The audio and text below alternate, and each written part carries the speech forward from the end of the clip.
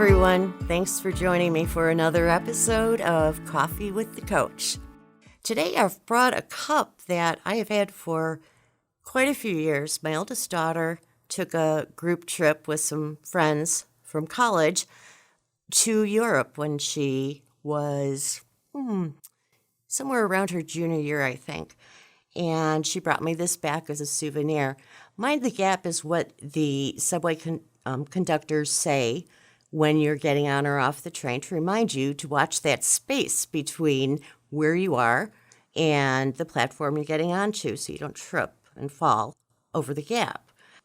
I love this cup because the gap, in a different sense, is the place between where you are now and where you want to go. The gap is where all the work happens. The gap is where all the magic happens. And the gap is also where all the messy, hard stuff happens.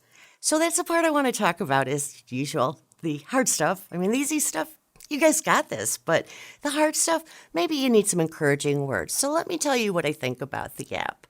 First of all, it's a sign that you're on a very specific path. You know where you are and you know where you want to be. So when you're in the gap, you're working your way toward that. Now, what happens when you're in the gap is that you are uncertain. You don't have a map to tell you exactly how to get from where you are to where you want to be. Instead, you're actually creating a map.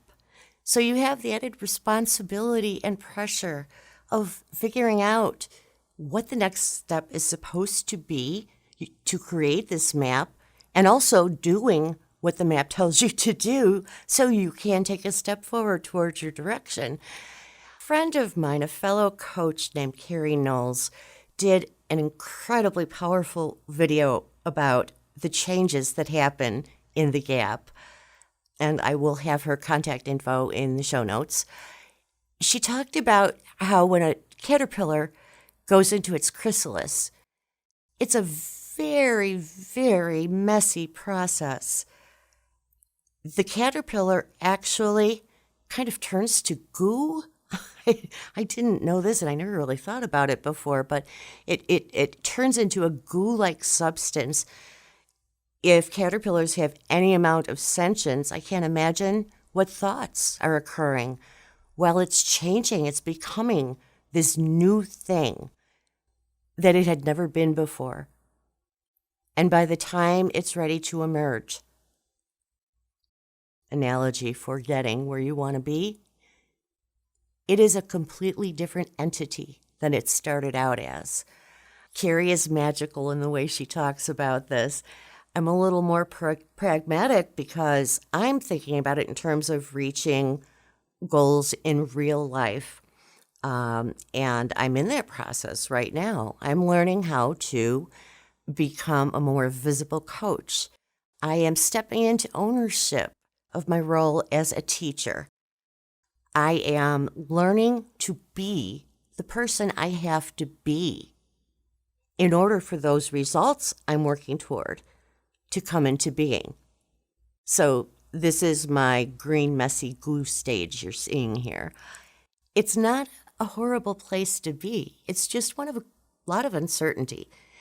What you really need when you are trying to reach a goal is to have a clear vision of what that looks like to you. And when you have that, then you're able to start thinking about the kind of person you need to be in order to fill that role once you cross the gap. It doesn't happen the other way around. We often want to think, oh, as soon as this happens, then I can write my books. Or as soon as I get there and I've lost the 15 pounds I'm working on, I'm going to feel great about myself. The reverse is true. You do the things you need to do to become that person before you can become that person. A person who has lost 15 pounds is someone who has the discipline, the motivation, the commitment to eat a certain way, to have a certain amount and kind of physical activity as a regular part of their life, no matter what. Even if it means running in a downpour or going to the gym when your back is hurting or giving up some of your favorite foods for a period of time. The goal is more important than those temporary comforts. And by staying committed, you are becoming the person who can lose 15 pounds. Do you see how that works? So, along the way, it's not just the tasks you perform to get where you want to be. It has a lot to do with the thoughts you think about who you are and who you need to be, and find a way to become that person. This video series was a huge part of me doing my gap work. Perfectly imperfect as some of these videos started out, and I'm specifically referencing the one on fear, which talked about a very important concept, and the material was ideal, but ironically, I was scared to death. The delivery left something to be desired, but we grow. We grow by taking risks. We grow by taking a chance that we may possibly not perform as well as we'd like to. But every time we do it, we get a little bit better. We feel a little more accomplished. And that opens our minds to thoughts about what other things we could possibly do that hadn't occurred to us before we had this bigger vision of who we are and what we can create. So, today, the message I want you to take with you is mind the gap, but don't step over it. Step into it. Jump into it. Dive into it 100%.